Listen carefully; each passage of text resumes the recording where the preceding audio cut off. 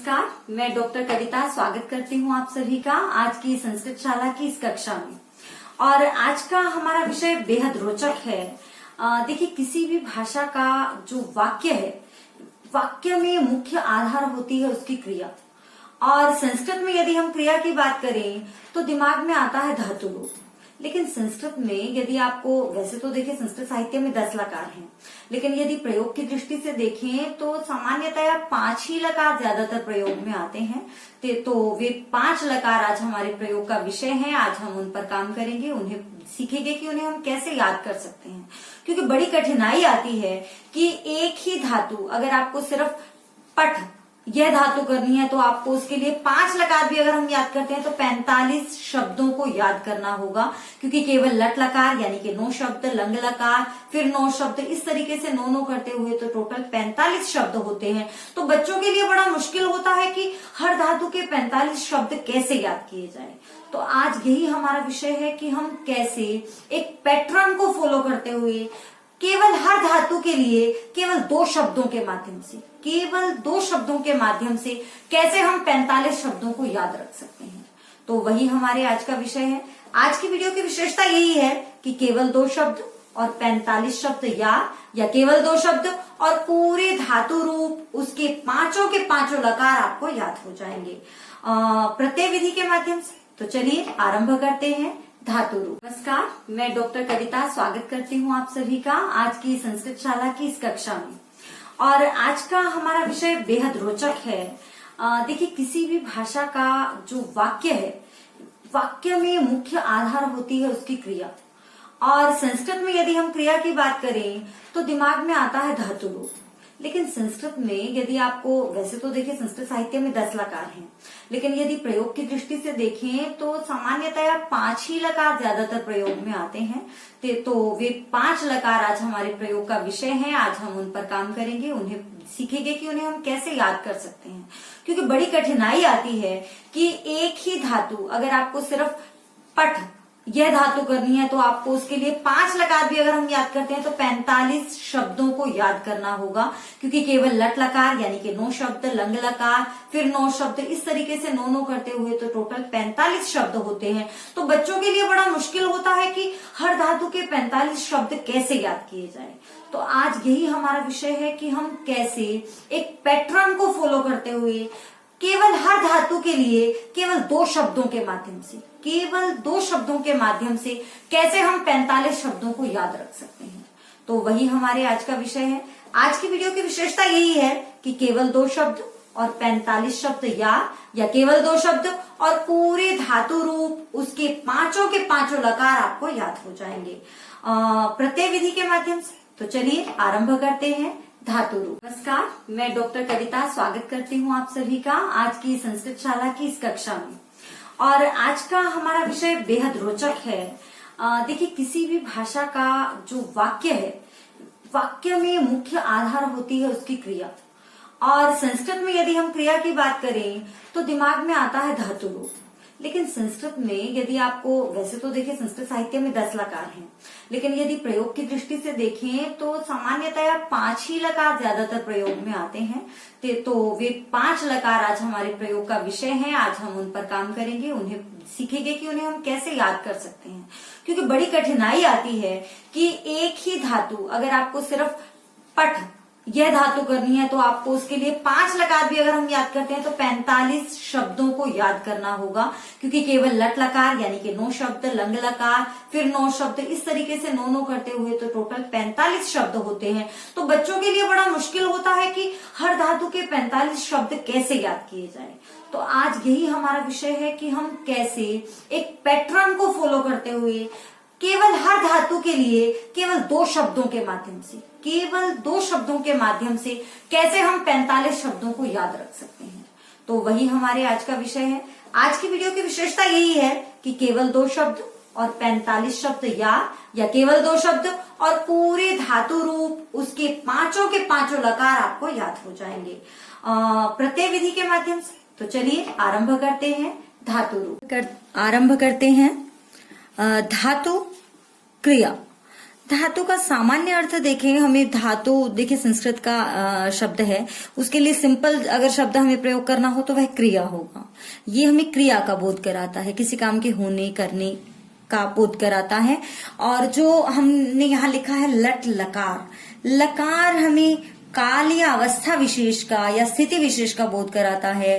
वर्तमान काल है, भूतकाल है, ये काल का या आज्ञा के लिए आया है आदि का बोध कराता है। उसके बाद हम पहले करते हैं लट लकार। तो लट लकार जब हम करेंगे तो लट लकार के लिए हमें एक पैटर्न याद करना होगा, एक पैटर्न फॉलो करना होगा। यहाँ पर आप देख रहे हैं संस्कृत की ये विशेषता है कि इसमें एक वचन, द्विवचन और बहुवचन 3 वचन होते हैं, जबकि सामान्यतः अन्य भाषाओं में जो है वो एक वचन और बहुवचन ही मिलते हैं, जबकि संस्कृत में एक वचन, द्विवचन व बहुवचन है। द्विवचन की अपनी विशेषता है। जब कभी हम संस्कृत के महत्व के विषय में बात करेंगे तो उस विषय में हम जरूर चर्चा करेंगे कि द्विवचन का क्या महत्व है। इसके अतिरिक्त यहाँ पर 3 पुरुष दिए गए हैं, प्रथम पुरुष, मध्यम पुरुष, उत्तम पुरुष। यहाँ ज्यादा उलझने की आवश्यकता नहीं है। इसकी डिटेल जो है वो हम हमारी अनुवाद की क्रिया, अनुवाद वाली कक्षाओं में करवाएंगे। सामान्य रूप से केवल अभी मैं आपको इतना ही बताना चाहूंगी। उत्तम पुरुष, उत्तम पुरुष का प्रयोग जो है वो अपने लिए होता है, अपने लिए एक वचन में, यानी कि मैं, अहम, दो यानी कि मैं दो यानी कि हम दो, और हम सब यानी कि वयम, अहम, आवाम, वयम। और उत्तम आप इस रूप में भी याद रख सकते हैं कि इंसान अपने आप को उत्तम मानता है, तो उत्तम पुरुष यानी कि मैं। फिर बात करते हैं मध्यम पुरुष की। मध्यम पुरुष यानी कि सामने वाला, तुम, इसमें केवल तुम आता है। तुम यानी कि तुम दोनों यानी कि युवाम, और तुम सब यानी कि यूयम। मैं और तुम को अगर हम छोड़ दें तो बाकी जितना भी बचता है वो सब प्रथम पुरुष में आता है। प्रथम पुरुष पे कोई अन्य यानी कि अतिथि देवो भव, अतिथि यानी कि कोई और, जितने भी बच गए ना अहम और त्वम के अलावा, अहम, आवाम, वयम, त्वम, युवाम, यूयम, इन 6 शब्दों को छोड़कर बाकी जितने भी बच गए वो सब यहाँ आते हैं, जिसकी विस्तृत व्याख्या हम अनुवाद की कक्षा में करेंगे। अब हम सीधे लट लकार पर आते हैं।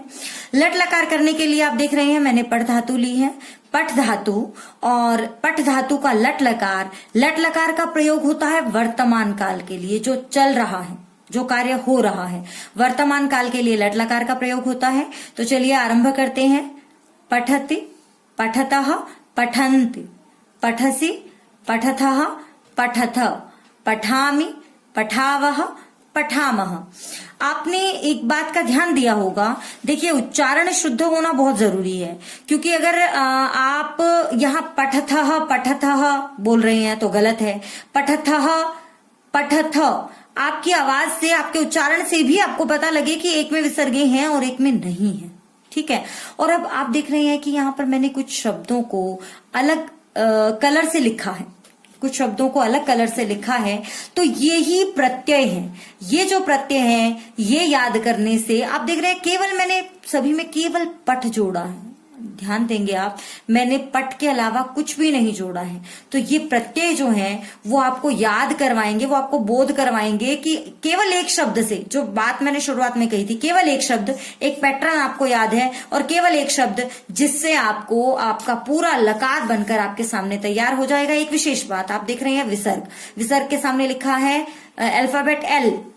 एल मैंने इसलिए लिखा है क्योंकि ये इन 4 शब्दों में ही विसर्गे हैं जो कि एल अल्फाबेट बनाते हैं। ये आप याद रख सकते हैं कि लट लकार में एल की शेप में विसर्ग रहती है, इसके अलावा कहीं भी विसर्ग नहीं है। तो चलिए एक बार प्रत्ययों का अभ्यास करते हैं। प्रत्यय, लट लकार के प्रत्यय आपके सामने दिखाई दे रहे हैं। एक बार आप भी मेरे साथ बोल सकते हैं। तीतः अंति। अब मैंने अंति बोला है, लिखा इसलिए नहीं है क्योंकि वो धातु में मिल जाता है, इससे आपको बनाने में सुगमता होगी।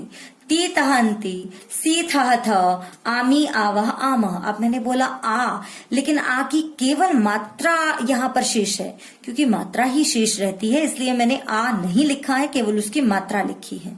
और अ का शेष कुछ नहीं रहता, वो अक्षर में मिल जाता है, इसलिए अ बोल रही हूँ, लेकिन यहाँ लिखा हुआ आपको दिखाई नहीं दे रहा है। तो आमी आवह आमः। फिर से एक बार बोलेंगे, तीतः अन्ति सीथः थ आमी आवह आमः। एल में विसर्ग, लट लकार में। अब हमें करना क्या है, मैंने यहाँ पर कुछ उदाहरण स्वरूप कुछ धातु लिखी हैं। जैसा कि मैंने कहा था लिख आप नाम से ही जान पा रहे हैं कि लिख अर्थात लिखना। अब लिख का रूप बनाना है हमें, लिख का लट लकार बनाना है, तो केवल लिख शब्द उठाइए और रखते जाइए। लिख ती, लिख तह, लिख अंति, लिखन्ति, लिखसि, लिखथः, लिखथ, लिखामि, लिखावः, लिखामः। चल, चलति, चलतः, चलन्ति, चलसि, चलथः, चलथ, चलामि, चलावः, चलामः। गम, जैसा कि बताया था पहले भी, गम जो है वो गम के लिए हमें गच्छ शब्द याद रखना है। गम का बनता है गच्छ, तो गच्छति, गच्छतः, गच्छन्ति, गच्छसि, गच्छथः, गच्छथ, गच्छामि, गच्छावः, गच्छामः। अब भू के लिए शब्द याद करना है हमें भव। भवति, भवतः, भवन्ति, भवसि, भवथः, भवथ, भवामि, भवावः, भवामः। पा के लिए पिब शब्द। पिबति, पिबतः, पिबन्ति, पिबसि, पिबथः, पिबथ, पिबामि, पिबावः, पिबामः। खाद, खादति, खादतः, खादन्ति, खादसि, खादथः, खादथ, खादामि, खादावः, खादामः। इस प्रकार आप अनेक धातुओं के लट लकार बना सकते हैं। केवल ये पैटर्न आपको याद करना है। इस पैटर्न के बाद केवल एक शब्द जो है वो आपके लिए पूरा लट लकार तैयार करेगा। आपको सिर्फ ये याद करना है।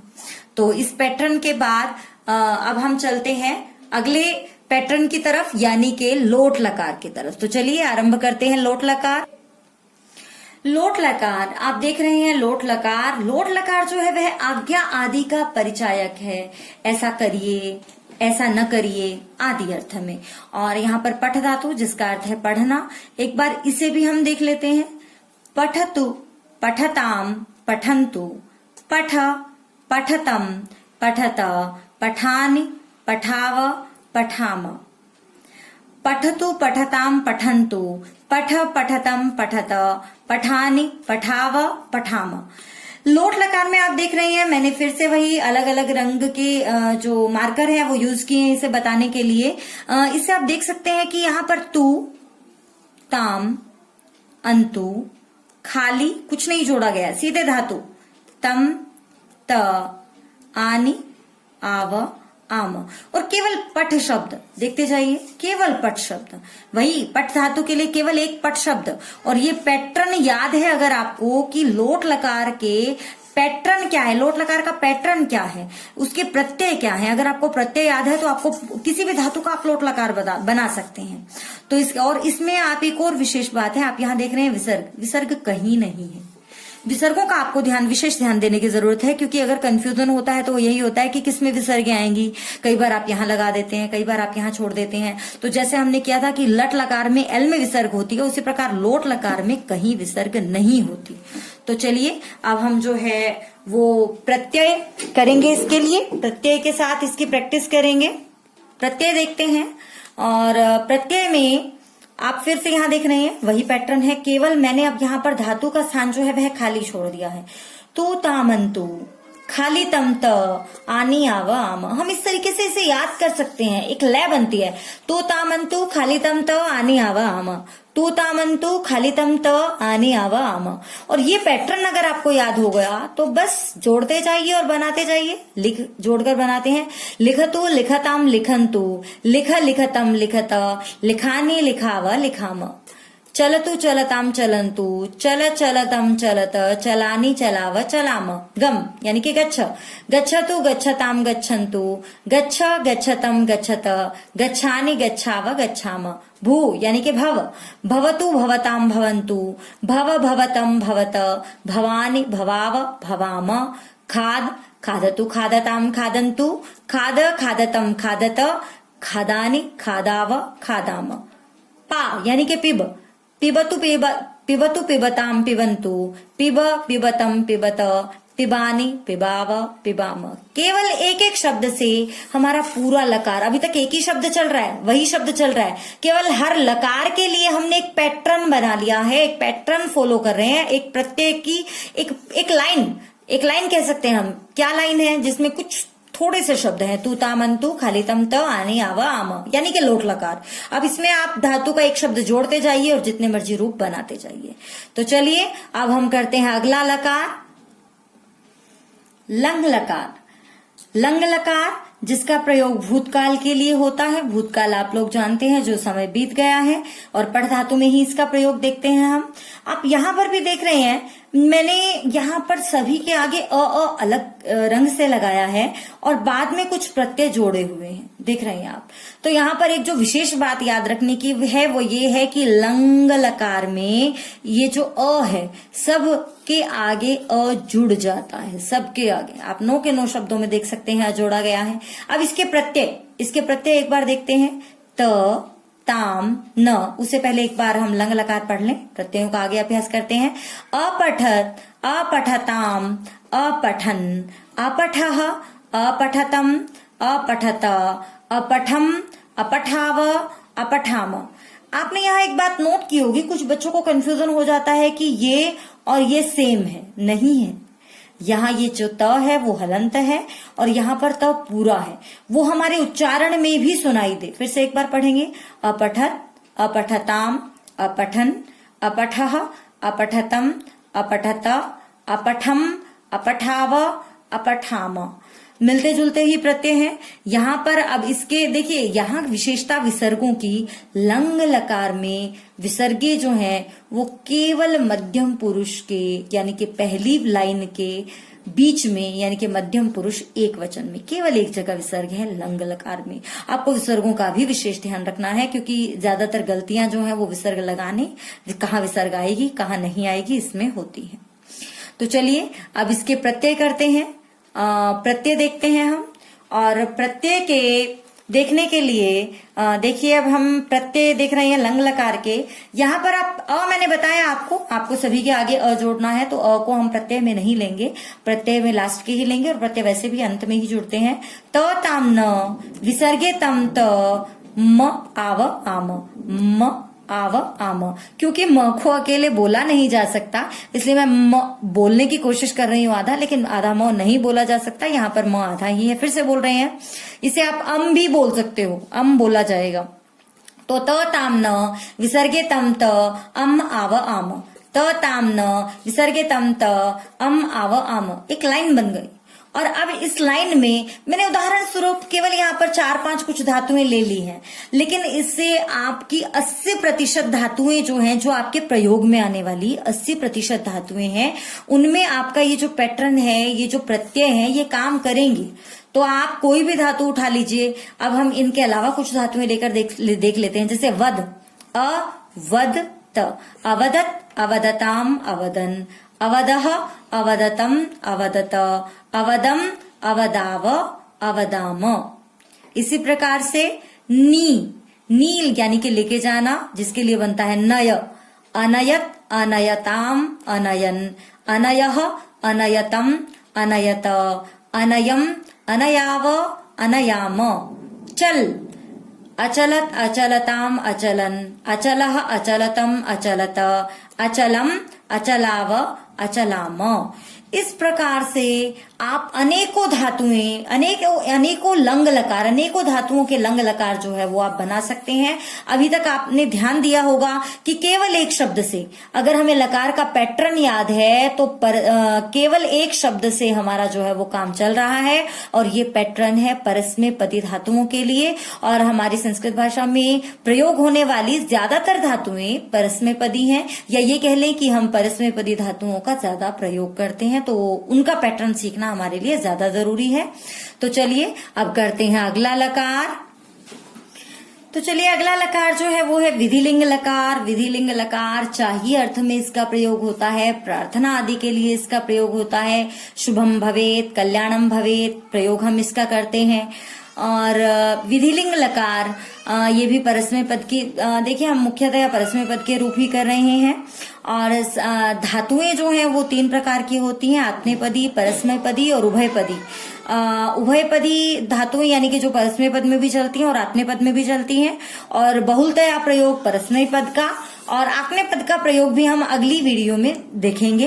तो अभी केवल परस्मय पदी, तो हम करते हैं विधिलिंग लकार। देखेंगे एक बार, बोलेंगे आप लोग मेरे साथ, पठेत पठेताम पठेयुः, पठे पठेतम पठेत, पठेयम पठेव पठेम। फिर से एक बार, पठेत पठेताम पठेयुः, पठेः पठेतम पठेत, पठेयम पठेव पठेम। आप यहाँ देख रहे हैं, यहाँ पर ए त ताम न था लंग लकार में, थोड़ा सा फर्क हो गया, त ताम यु।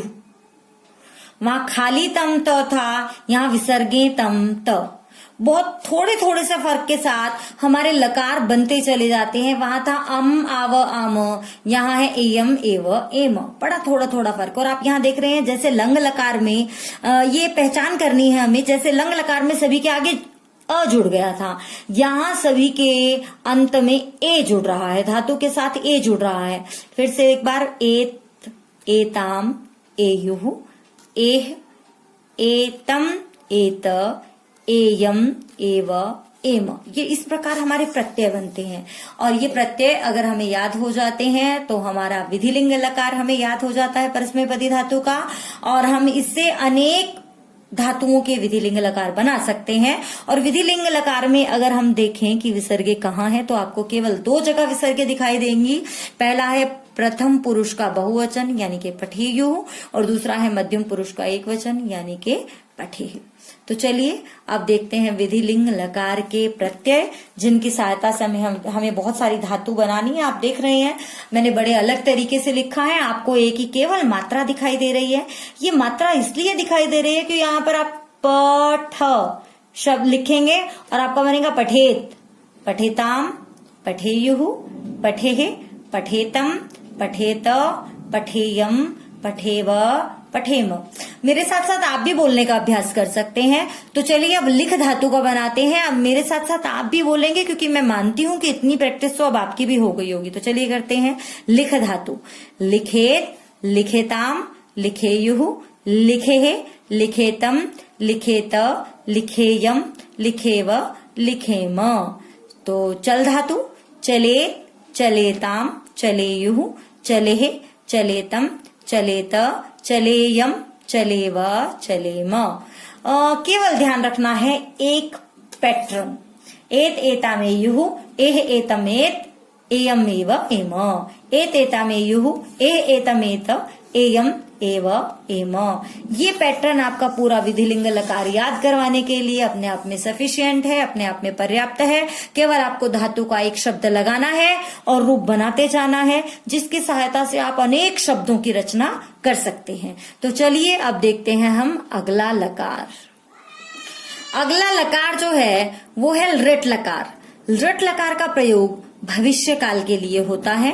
भविष्य काल यानी कि आने वाला काम, करूंगा, खाऊंगा, जाऊंगा, पीऊंगा। इसका प्रयोग हम अनुवाद की अलग अलग कक्षाओं में देखेंगे। और अभी तक हमारे ये जो चारों लकार हैं वो केवल उनका पैटर्न अगर हमें याद है तो हमें केवल एक शब्द चाहिए था, और मैंने बात की थी 2 शब्दों की। तो अब आता है हमारा दूसरा शब्द। पठ धातु के लिए एक शब्द था पठ और दूसरा है पठिष्य।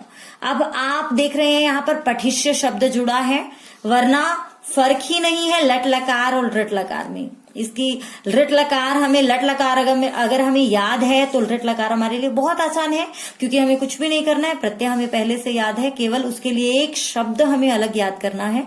आपको शब्द याद हो गया है पठिष्य। चलिए बोलते हैं, पठिष्यति, पठिष्यतः, पठिष्यन्ति, पठिष्यसि, पठिष्यथः, पठिष्यथ, पठिष्यामि, पठिष्यावः, पठिष्यामः।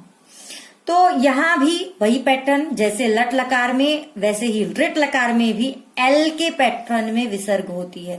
ये देखिए ये एल बन रहा है, एल में विसर्ग है, और इसके अलावा और कहीं विसर्ग नहीं है।